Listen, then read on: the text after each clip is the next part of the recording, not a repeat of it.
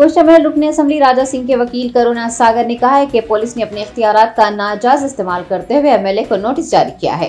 High court के अहकामात को नजरअंदाज करते हुए राजा सिंह ने फेसबुक पर एक मुतनाज़ा पोस्ट किया है, जिस पर मंगलहाट पुलिस ने उन्हें नोटिस जारी करते हुए 2 दिन में वजाहत पेश करने को कहा है। बस सूरत दीगर कानूनी कार्रवाई करने का इंतबाह दिया है।